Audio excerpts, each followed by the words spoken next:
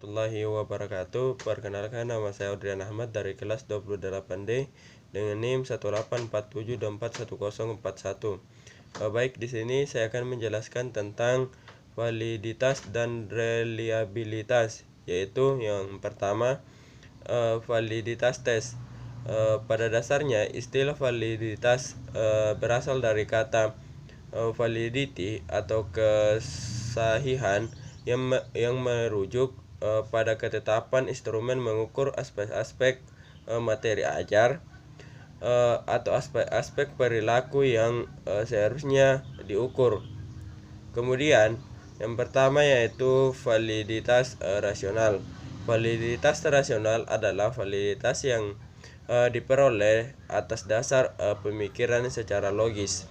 Yang kedua yaitu validitas empirik. Validitas empirik adalah ketetapan mengukur yang didasarkan pada hasil analisis yang bersifat empirik yang bersumber dari hasil pengamatan di lapangan, sehingga validitas empirik disebut juga validitas eksternal atau validitas lapangan. Kemudian yaitu pertama, yang ketiga yaitu validitas butir instrumen. Validitas butir instrumen adalah ketepatan mengukur yang dimiliki oleh satu butir soal dalam mengukur apa yang seharusnya diukur oleh butir soal tersebut. Kemudian selanjutnya yaitu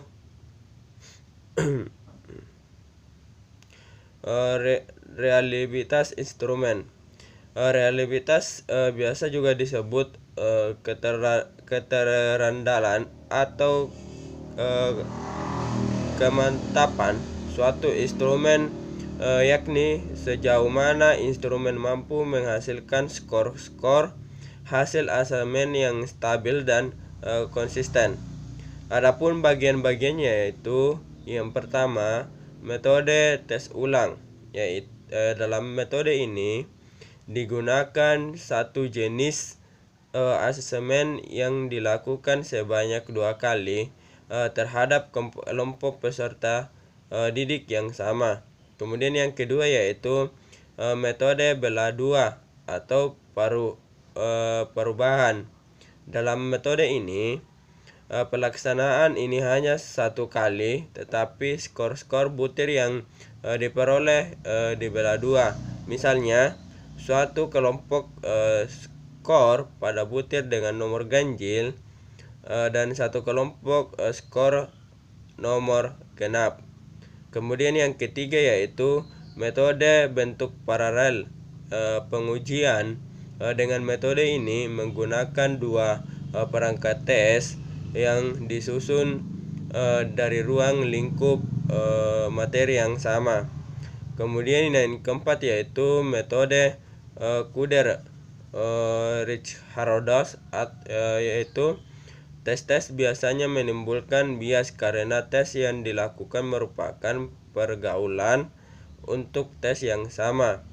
Spir, hal dan paralel kendalanya adalah suatu menentukan pasangan soal yang sama, misalnya pada pembagian antara nomor genap dan ganjil, atau pada penyusunan pasangan soal yang seimbang. Untuk mengatasi hal tersebut, mengembangkan teknik lain yaitu mengkorelasikan skor-skor setiap butir soal dengan skor total keseluruhan instrumen.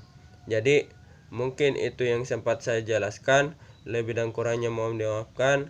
Saya akhiri dengan ucapan assalamualaikum warahmatullahi wabarakatuh.